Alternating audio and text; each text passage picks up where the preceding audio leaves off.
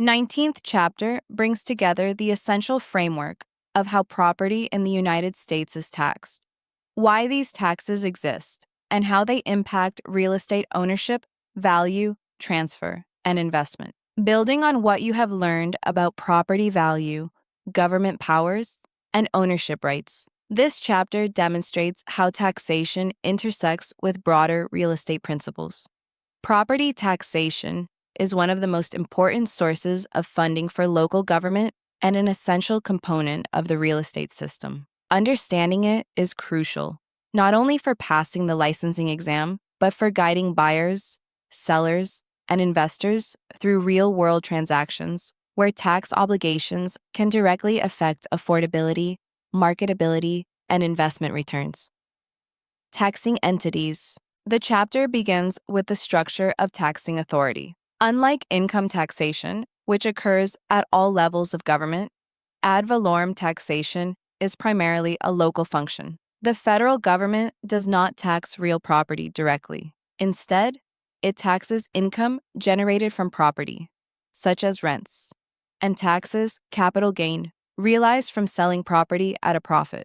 The Constitution prohibits federal property taxes, but the federal government may place a tax lien on a property when the taxpayer fails to pay federal income taxes. While states legally possess the power to tax real property, most choose to delegate that authority to counties, municipalities, townships, and special districts, because these local bodies rely on property taxes to fund community services. Local governments establish tax districts according to service needs, not city boundaries, which is why one property may fall within several overlapping districts. For example, a single home may be subject to a county general fund tax, a school district tax, a fire district tax, a flood control district tax, and a community college district tax. Each district determines its own revenue needs, establishes its tax rate, and relies on the county treasurer to collect funds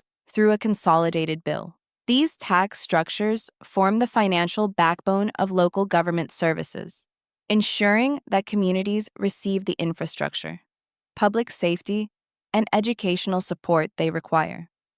Ad valorem taxation. Ad valorem means according to value, and the principle becomes the foundation of property taxation. The assessor's job is to determine a property's assessed value under state guidelines.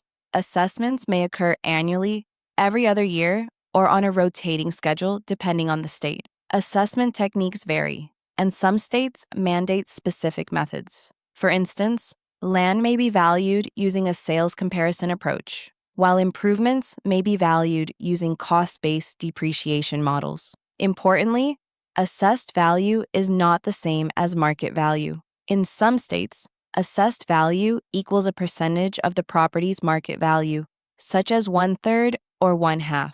The tax base is the combined assessed value of all taxable properties within a district after exempt properties, such as government-owned land or nonprofit institutions, are removed. The tax rate is calculated by dividing the district's budgetary need by the tax base. For example, if a fire district needs $900,000 in revenue and its tax base is $60 million, its tax rate is 1.5%. After the tax rate is established, it is applied to each property, adjusted for exemptions. Taxable value is the assessed value minus any applicable exemptions. Property taxes are typically paid annually or semi-annually, either directly by the owner or through the lender via escrow. If paid through escrow, the owner receives notices but does not directly pay the bill. Homestead exemption and other exemptions. Exemptions reduce the taxable value of certain properties.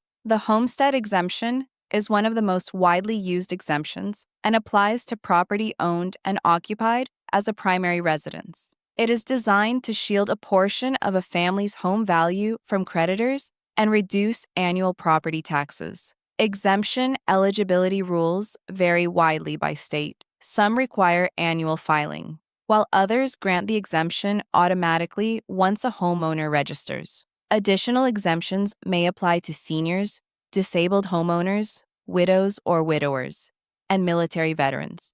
Other properties are entirely immune from taxation, such as properties owned by federal, state, county, or municipal governments. Nonprofit organizations, including churches, charities, and educational institutions, are typically exempt. These exemptions reduce the tax base and shift the tax burden across the remaining taxable property owners. Tax rate derivation and property tax billing. To derive a tax rate, each taxing district begins with a budget outlining the amount of funding needed to operate for the year. After subtracting all revenue from sources such as sales tax, user fees, grants, and state aid, the remaining amount must be raised through property taxes. This is known as the tax levy. The tax levy is then divided by the district's tax base to determine the tax rate. The tax rate can be expressed as mills, dollars per $100 of assessed value, dollars per $1,000 of assessed value, or as a percentage. For example, if a county collects taxes at 25 mills, this means the owner pays $25 for every $1,000 of taxable value. The county then issues a consolidated bill containing the combined tax burden of all applicable taxing districts. Payment deadlines vary by jurisdiction, and late payment results in penalties and interest. Special assessments. Special assessments differ from general ad valorem taxes because they fund specific improvements that benefit specific properties. Governments impose special assessments when a new project enhances only certain properties, rather than the entire community. For example, if a new stormwater drainage system benefits only 80 homes in a subdivision, the entire cost is apportioned among those 80 homeowners. The apportionment may be based on frontage, lot size, property value, or another equitable method. Some assessments are temporary, ending when the improvement is paid off. Others may be long-term or ongoing, such as for maintaining community lighting or landscaping improvements. Special assessments may be initiated voluntarily by affected homeowners or involuntarily by local government. Regardless, assessments create a lien on the property until paid in full. Investors, buyers, and lenders must always verify whether a property has current or future special assessments because they can significantly increase ownership costs. Tax lien enforcement.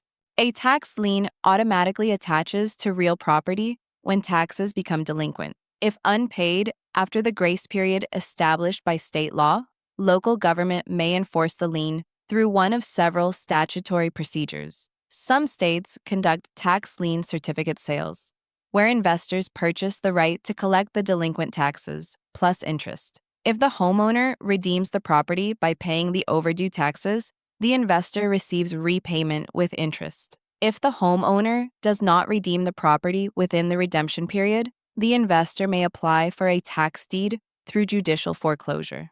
Other states use direct tax sales, where the property itself is auctioned to the highest bidder. Whether redemption occurs before the sale or after the sale depends entirely on state law. An equitable right of redemption allows the owner to cure the delinquency before the sale. A statutory right of redemption gives the owner the opportunity to reclaim the property after the sale by reimbursing the purchaser. Outside of property tax liens, state and federal liens may arise from unpaid income taxes. These liens prevent the transfer of property, harm credit, and must be satisfied before closing. Resolving them requires paying the debt in full or entering an approved repayment plan. Once paid, owners must submit proof to credit bureaus to ensure the lien is removed from their credit reports. Review Summary. Chapter 19 delivers a comprehensive understanding of the real estate tax system and explains how taxation supports governmental functions while influencing private ownership. You learned how revenue needs drive the creation of tax districts and how assessments determine taxable value. You saw how exemptions reduce tax obligations, how special assessments fund targeted improvements, and how tax lien enforcement ensures that governments recover unpaid taxes. Real estate professionals must know how to identify tax burdens, explain tax calculations, recognize the impact of exemptions, address liens during transactions, and guide clients when taxes influence affordability, sales readiness, or investment performance. This chapter fully integrates taxation into the larger framework of property rights, government powers, and market behavior.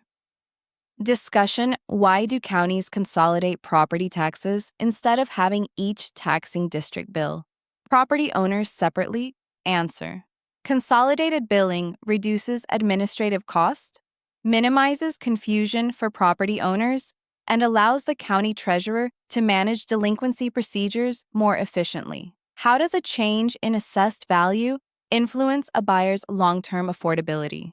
Answer: a higher assessed value increases taxable value, which raises annual property taxes. This increases the total cost of home ownership and may affect loan qualification or monthly budgeting. Why is redemption important in tax lien enforcement? Answer: redemption protects property owners by giving them an opportunity to keep their property even after delinquency. It also protects investors by guaranteeing repayment with interest if redemption occurs. Why must real estate professionals understand special assessments?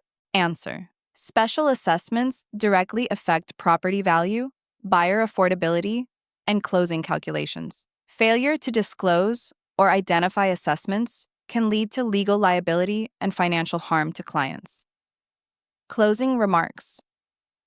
Chapter 19 completes your understanding of how taxation fits into the real estate cycle. Every buyer, seller, investor, and property owner interacts with the tax system. Property taxes influence affordability, public services, market value, community development, and even the transfer of title. As a licensed real estate professional, your ability to explain tax concepts clearly will distinguish you as a knowledgeable resource and enable you to guide clients through complex situations involving assessments, exemptions, and tax liens. Mastery of this topic strengthens your professional judgment and prepares you for both exam success and real-world practice.